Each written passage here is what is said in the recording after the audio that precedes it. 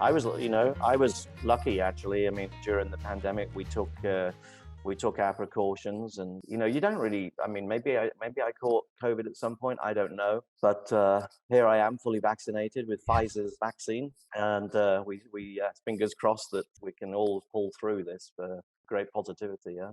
Yeah, there seems to be a lot of momentum now too. I got the Moderna, so I'm on the same track you are. But there seems to be a lot of momentum too, and there right now for the travel industry, and there seems to be a lot of momentum in particular for the luxury space. It seems to be that's the people who want to spend money now, or the people who feel Yes. comfortable spending money seem to be, and the people who have missed out on these big trips that they've planned their futures around.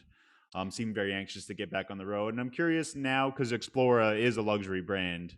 Is that what you're seeing? Is that what you're hearing from friends or from colleagues? Oh, definitely, yes. And I think over the last 4 months, Dan, I probably had over 100 virtual meetings with travel partners, owners, leaders, actually all under NDAs, non-disclosure agreements, etc. And we talk about business, and of course they are all seeing that release of pent-up demand. But it's not necessarily travel isn't going to immediately look exactly as it did in 2019, where I think 2019, if you wanted to fly 4,000 miles, go to beaches in Europe or visit cultural cities, I mean, obviously you just did it. Yes, I mean, you didn't have any barriers. But I think now there is a focus on closer to home. People's comfort factors are going to vary, but I think the common denominator is people want to get back to travel because it is a birth given right. It is incredibly rewarding. You can reconnect with yourself and with others. It is inspiring.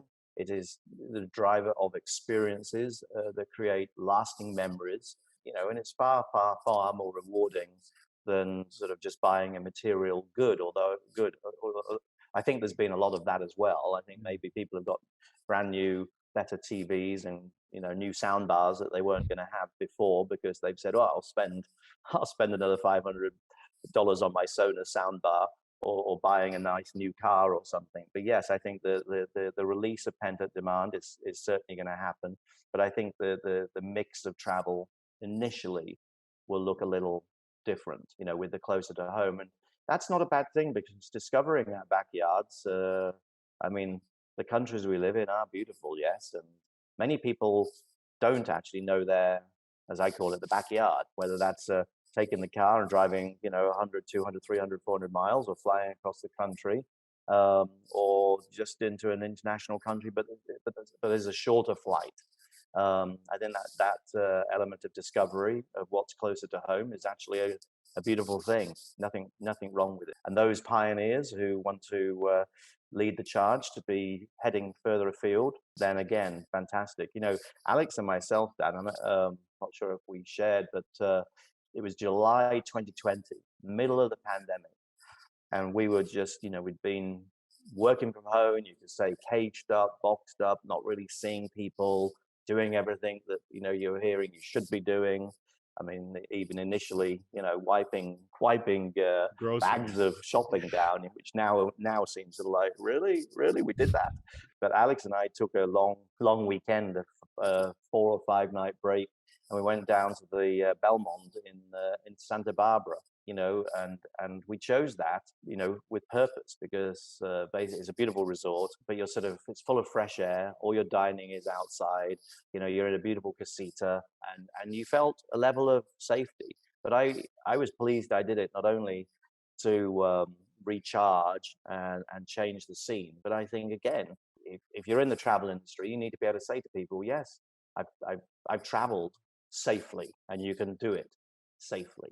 Yeah. Yeah, I think you're right. I mean, I've heard this from a lot of people I've spoken to. Jennifer Wilson is one of my favorite contacts in travel, and she spoke about how when travel shut down, she made a list of all the countries she's been to and all the states she's been to, and she even said that I don't think she's hit the 50 states yet, and she's good. She said she's going to make a concerted effort to be able to say she's been to every single state and she's seen Yes.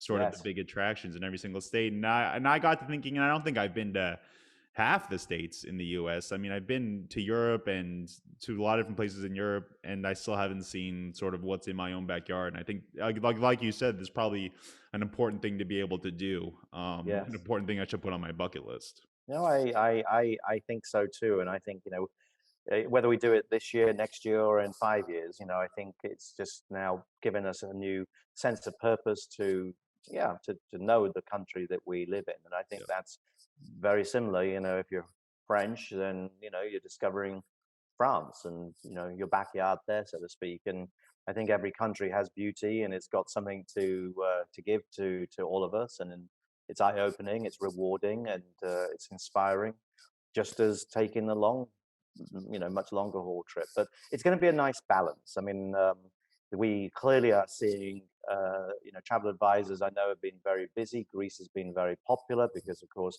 Greece has done a very good job of promoting safe travel. It also, you very much have that sense again of the resorts being very, very open in, sort of it's an outdoor lifestyle, isn't it? Really, when you go to somewhere like Greece on vacation, and I know advisors have been busy. Certainly, some actually. I was talking to an advisor yesterday who said, Dan, that some of his top affluents are already booking Thanksgiving or even Christmas and New Year, and he said that's very different. It's unusual. They've never done that. They've always been more spontaneous.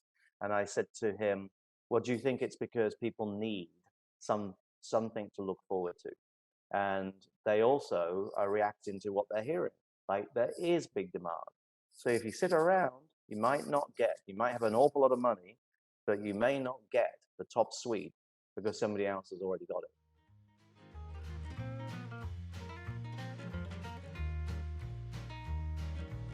This is Dan McCarthy, and you're listening to the Check-In Podcast.